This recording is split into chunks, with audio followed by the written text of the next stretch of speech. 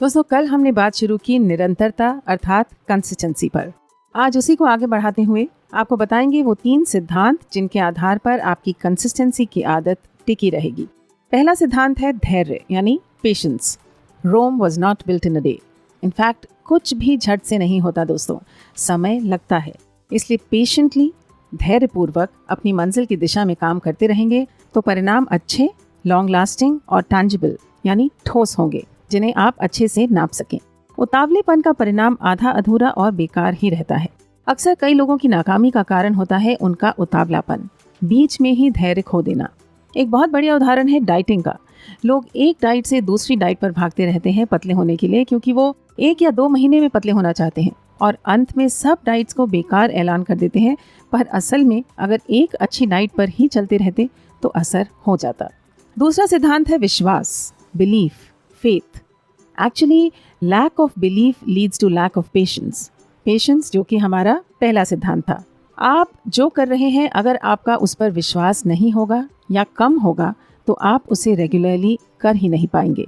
खुद को उसे ना करने के बहाने ढूंढते रहेंगे और फिर आपको ऑब्वियसली रिजल्ट्स नहीं दिखेंगे। आपका कंसिस्टेंट ना रहना आपके उस काम पर आपके अविश्वास का संकेत है। निरंतरता का तीसरा सिद्धांत है वैल्यू यानी मूल्य। कंसिस्टेंसी इस बात पर भी निर्भर करती है कि जो काम आपको निरंतर करना है उसकी आपको अपने जीवन में कितनी वैल्यू दिखती है, उससे आपको कितना फ़ायदा होगा, ये आपको पता चलता है। हम जो कुछ भी करते हैं वो आमतौर पर 2 चीज़ों में से एक से प्रेरित होता है, डर और इच्छा।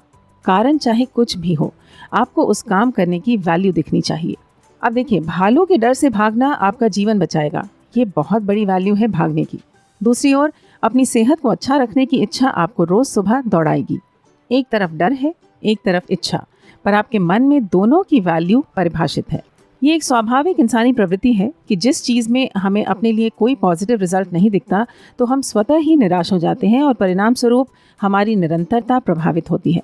इन 3 सिद्धांतों को दिमाग में रखेंगे तो आप आदतन कंसिस्टेंट बने रहेंगे। जहाँ एक भी कम होने लगे वहाँ री एग्जामिन करिए और जो ज़रूरी लगे उसे चेंज करिए। कल आपको बताते हैं वो तरीके जिनसे आप अपनी लाइफ में कंसिस्टेंसी की आदत को अपना पाएंगे। जुड़िएगा ज़रूर। कल के एपिसोड से पहले लिखिए कमेंट्स में कि आप अपनी लाइफ में किस चीज़ के लिए कंसिस्टेंट होना चाहते हैं। चलिए अब सुन लेते हैं आज के मुश्किल शब्द। पहला है लॉन्ग लास्टिंग यानी लंबे समय तक रहने वाला। दूसरा टैंजिबल, ठोस। तीसरा फ्रेज नापा जा सके यानी मेजरेबल। प्रोनाउंसिएशन पर ध्यान दीजिएगा, मेजरेबल। नेक्स्ट वर्ड उतावलापन यानी जल्दबाजी, इम्पेशेंस। 5th वर्ड नाकामी यानी फेलियर। 6th इज ऐलान कर देना, डिक्लेयर। 7th असल में, एक्चुअली या इन रियलिटी।